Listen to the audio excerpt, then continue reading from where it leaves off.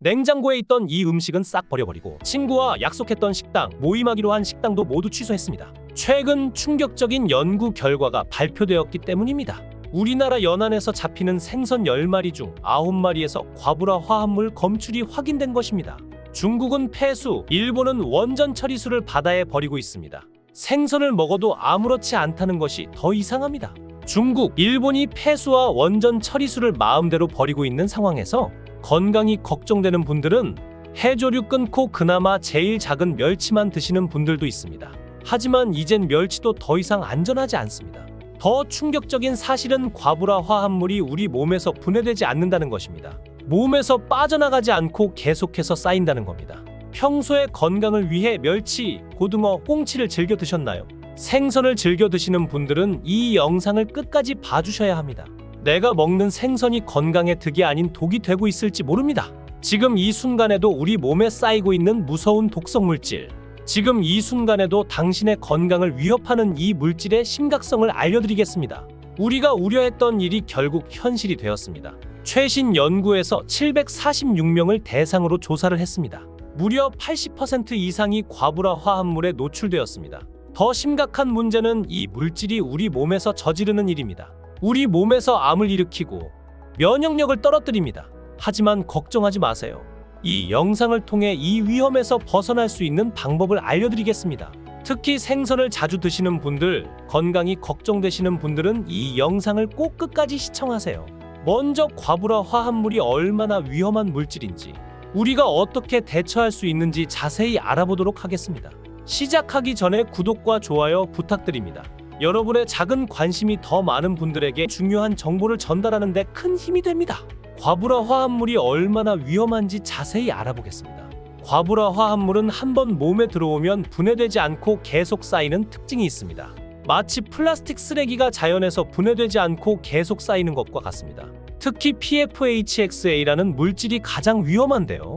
최근 연구 결과를 보시면 충격적입니다. 11개의 과부라 화합물을 조사했는데 그 중에서 PFHxA가 가장 강한 독성을 보였습니다. 더 놀라운 사실이 있습니다. 먹으면 건강하다고 믿고 즐겨 먹던 생선에서 다량 발견됐다는 겁니다. 내 아이나 손자들에게 가시를 발라서 정성스럽게 독을 먹였던 것입니다. 우리는 돈을 주고 독을 사 먹었던 것입니다.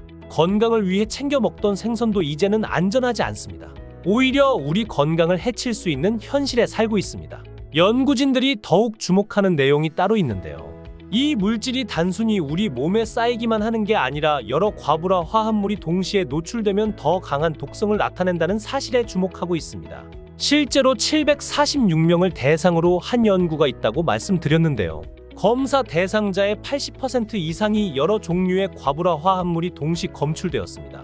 이 숫자는 어떤 의미를 가지고 있을까요? 우리가 모르는 사이에 대부분의 사람들이 여러 가지 독성 물질에 노출되고 있다는 뜻입니다. 더 우려스러운 사실은 이 독성 물질들이 우리 몸에서 어떤 악영향을 가져올지 정확히 알 수 없다는 것입니다. 현재까지 연구 결과로 밝혀진 사실은 두 가지입니다. 암 발병 위험을 높이고 면역력을 떨어뜨린다는 것까지만 확인됐습니다.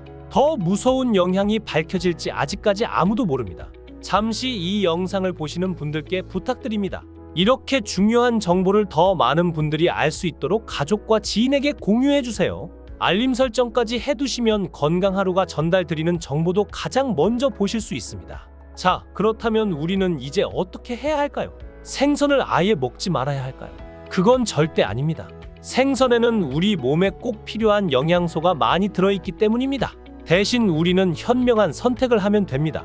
다음으로 제가 알려드릴 구체적인 방법들을 잘 기억해두세요. 이제부터 제가 알려드릴 방법들은 과학적 연구로 검증된 방법들입니다. 여러분과 가족의 건강을 지키기 위한 해결책이니 집중해주세요. 첫 번째, 원산지를 확인하세요. 생선을 고를 때 반드시 원산지를 확인하는 습관을 들이셔야 합니다. 원산지를 우리나라만 고집할 이유가 없습니다. 그 이유를 알려드리겠습니다. 연구 결과 각 나라의 연안에서 잡히는 생선들의 과부라 화합물 검출량이 제각각으로 나타났습니다. 특히 유럽이나 미국은 이미 수산물에서 검출되는 과부라 화합물 규제를 강화했습니다. 시중에 유통되는 생선들이 과부라 화합물 수치는 상대적으로 안전한 것으로 나타났습니다. 생선을 고를 때 굳이 원산지를 국내만 고집하지 마세요. 두 번째, 크기가 작은 생선을 선택하세요. 왜 그럴까요? 먹이 사슬 때문입니다. 큰 물고기일수록 체내에 축적된 과부라 화합물의 농도가 높은 것으로 나타났습니다. 먹이 사슬과 관련이 있습니다. 큰 물고기는 작은 물고기를 먹으면서 독성 물질도 같이 축적하게 되는 거죠. 세 번째 방법은 조리법입니다. 과부라 화합물은 지용성입니다. 생선에서도 기름기가 많은 부위에 주로 축적됩니다. 그래서 생선을 조리할 때는 반드시 제거하고 조리해야 합니다. 무엇을요? 지방이 많은 부분을 잘라내거나 도려내야 합니다. 실제 연구에서도 지방을 제거하고 생선을 조리했을 때 과부라 화합물의 함량이 최대 30%까지 감소하는 것으로 나타났습니다. 네 번째, 생선 섭취 빈도를 조절하세요. 연구 결과 일주일에 2회 이상 생선을 섭취하는 그룹에서 과부라 화합물 검출량이 유의미하게 높았습니다. 하지만 완전히 생선 섭취를 피할 필요는 없습니다. 일주일에 한 번 또는 2번 정도의 생선 섭취는 오히려 건강에 도움이 됩니다. 마지막으로 조리 도구를 바꾸세요. 프라이팬의 논스틱 코팅에도 과부라 화합물이 들어있다는 사실 알고 계셨나요? 그래서 생선을 조리할 때는 되도록 스테인리스나 무쇠 팬을 사용하시는 것이 좋습니다. 그래서 저도 가격은 높지만 프라이팬은 모두 스테인리스 또는 무쇠 팬으로 바꿔 사용하고 있습니다. 댓글에 제가 여러 제품 사용 후 정착한 후라이팬을 남겨놓겠습니다. 참고해 보시고 바꿔보세요. 자, 지금까지 생선 섭취를 통해 몸에 빠져나가지도 않고 축적되는 과부라 화합물이 얼마나 위험한지, 그리고 위험을 최소화하는 방법에 대해 알아보았습니다. 다시 한번 핵심 내용을 정리해드리겠습니다. 우리가 즐겨 먹는 생선 10마리 중 9마리에서 과부라 화합물이 검출되었습니다. 그리고 이 물질이 우리 몸에서 분해되지 않고 계속 축적된다는 점을 기억하세요. 이 과부라 화합물은 독성이 있어서 면역력을 낮추고 암을 유발합니다. 과학적으로 검증된 것만 이 정도입니다. 하지만 현명한 구매 기준과 올바른 조리법으로 생선을 섭취하면서도 이 위험을 충분히 줄일 수 있습니다. 원산지 확인하세요. 작은 생선 선택하세요. 지방 제거해서 조리하세요. 주 2회 이하 생선 섭취는 안전합니다. 스테인리스 프라이팬으로 바꾸세요. 이 5가지만 기억하시면 됩니다. 특히 오늘 설명드린 내용 중에서 꼭 기억해야 하는 사실이 있습니다. 생선 섭취를 완전히 끊어낼 필요는 없다는 점입니다.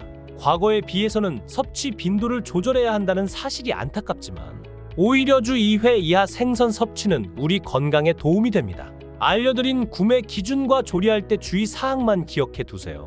여러분의 건강한 식탁을 위해 오늘 영상이 도움이 되셨길 바랍니다. 과부라 화합물 위험성을 인지하는 것만으로도 건강을 지켜낼 수 있습니다. 오늘 알려드린 이 정보들이 도움이 되셨다면 구독과 좋아요 부탁드립니다. 여러분의 작은 관심이 더 많은 분들에게 이런 중요한 정보를 전달하는 데 큰 힘이 됩니다. 마지막으로 여러분, 건강에 대한 관심을 가지고 이 영상을 끝까지 시청해 주셔서 정말 감사합니다. 다음 영상에서 더 유익한 정보로 찾아뵙겠습니다. 건강하루였습니다. 감사합니다.